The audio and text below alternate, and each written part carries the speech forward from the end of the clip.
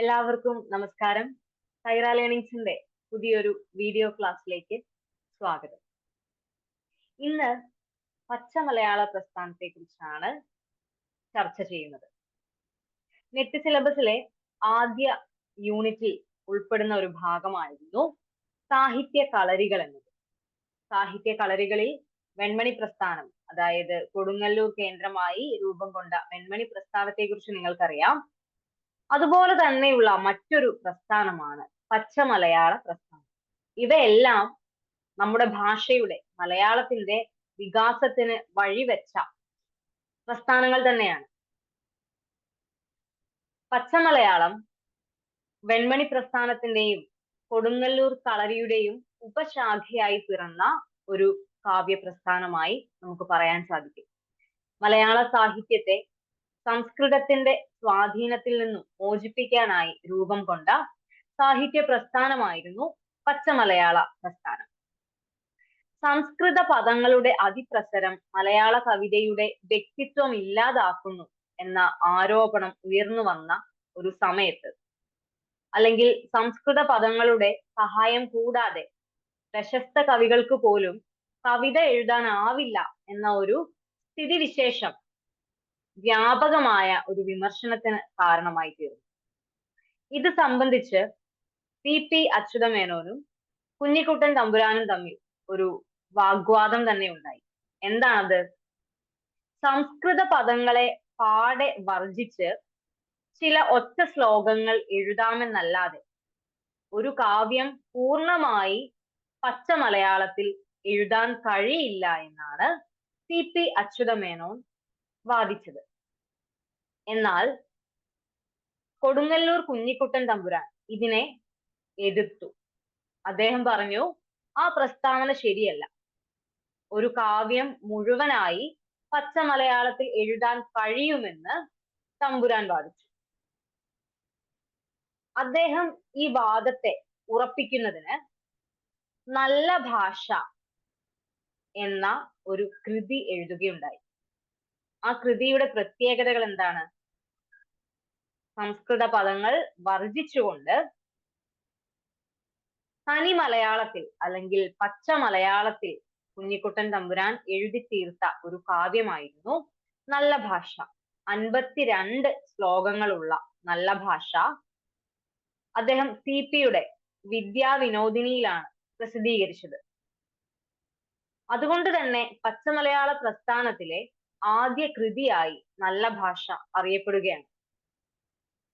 പച്ച മലയാള പ്രസ്ഥാനത്തിന്റെ ഉപജ്ഞാതാവായി കുഞ്ഞിക്കുട്ടൻ തമ്പുരാനും അറിയപ്പെടുന്നു. അപ്പോ വളരെ വേഗം പുതുമയും പ്രസക്തിയും നഷ്ടപ്പെട്ട് പിന്നീട് ഈ പച്ച മലയാള പ്രസ്ഥാനം ഒരു സ്മാരകമായി തീരുകയാണ് ഉണ്ടായത്.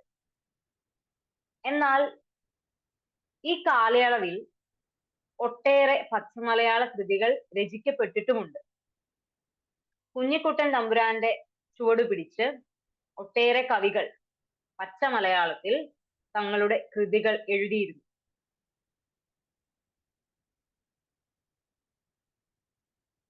ഒടി എന്ന ഒരു കൃതിയും കുഞ്ഞിക്കുട്ടൻ തമ്പുരാൻ എഴുതിയിട്ടുണ്ട്. തനി മലയാള പദങ്ങളുടെ ഉപയോഗം, അതുപോലെ ലളിതമായ ആവിഷ്കരണ രീതി, കേൾവി സുഖം, അർത്ഥ പുതുമ എന്നിവയെല്ലാം പച്ച മലയാള പ്രസ്ഥാനത്തിന്റെ സവിശേഷതകളായി നമുക്ക് കാണാൻ സാധിക്കും. പച്ച മലയാളം എന്ന ഒരു ലേഖനം, എന്ന പേരിൽ ഒരു ലേഖനം അപ്പൻ തമ്പുരാൻ എഴുതിയിട്ടുണ്ട്.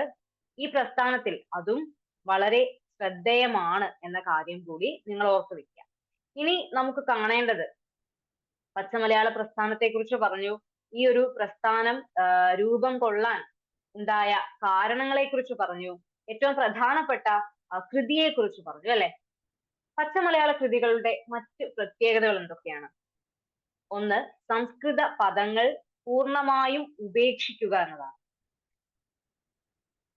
ദ്രാവിഡ പാരമ്പര്യമുള്ള മലയാള പദങ്ങൾ മാത്രം ഉപയോഗിക്കുക എന്നത് മറ്റൊരു പ്രത്യേകതയാണ്. സംസ്കൃതത്തിന്റെ അഭാവത്തിൽ ആ വിടവ് നികത്താൻ തമിഴ് പദം ഉപയോഗിക്കാൻ പാടില്ല. ഇത്രയും കാര്യങ്ങൾ പച്ച മലയാള കൃതികളുടെ പ്രത്യേകതകളായി നാം പറയുമ്പോൾ ഈ പ്രസ്ഥാനം അന്യം നിൽക്കാനുള്ള കാരണങ്ങൾ കൂടി മനസ്സിലാക്കേണ്ടതുണ്ട്. തർക്കത്തിൽ നിന്നുണ്ടായ പിടിവാശിയുടെ അനുകരണങ്ങൾക്ക് മൗലികത ഉണ്ടായിരുന്നില്ല. ദർശനരാഹിത്യം തന്നെയാണിത്. 2, പദദാരിദ്ര്യത്തിൽ നിന്ന് രക്ഷപ്പെടാൻ നടത്തിയ സൂത്രപ്പണികൾ അർത്ഥക്ലിഷ്ടതയ്ക്ക് കാരണമായി. 3, വെൺമണി പ്രസ്ഥാനത്തിന്റെ അഴിഞ്ഞ ശൃംഗാരം പരത്തിപ്പറയൽ, ഗൗരവമില്ലായ്മ, പ്രാസഭ്രമം തുടങ്ങിയ ദോഷങ്ങൾ ഉൾക്കൊണ്ടു വെൺമണി കവിതയുടെ പതന കാരണങ്ങൾ പച്ചമലയാളത്തിലും നമുക്ക് കാണാൻ സാധിക്കും. ഇത്രയും കാര്യങ്ങളാണ് പച്ചമലയാള കൃതികളുടെ പ്രത്യേകതകളായും പിന്നീട് ഈ ഒരു പ്രസ്ഥാനം വളരെ പെട്ടെന്ന് തന്നെ അന്യം നിന്നു പോവാനുള്ള കാരണങ്ങളായും നമുക്ക് പറയാൻ സാധിക്കുക. ഇനി ഈ ഒരു പ്രസ്ഥാനത്തിലെ വളരെ പ്രധാനപ്പെട്ട ചില കവികളെ അല്ലെങ്കിൽ പച്ചമലയാള കൃതികൾ എഴുതിയിട്ടുള്ള പ്രധാനപ്പെട്ട ചില പണ്ഡിതരെ പരിചയപ്പെടുവാനുണ്ട്. ഒന്ന് കുഞ്ഞിക്കുട്ടൻ തമ്പുരാൻ തന്നെയാണ്. നമ്മൾ നേരത്തെ സൂചിപ്പിച്ചു, അദ്ദേഹത്തിന്റെ നല്ല ഭാഷ എന്ന കൃതിയാണ് ഇതിനെല്ലാം തുടക്കം കുറിച്ചത് എന്ന് പറഞ്ഞു. അടുത്തത് കുണ്ടൂർ നാരായണ മേനോനാണ്. ഈ പ്രസ്ഥാനത്തെ പരിപോഷിപ്പിച്ചവരിൽ പ്രമുഖനാണ് കുണ്ടൂർ നാരായണ മേനോൻ.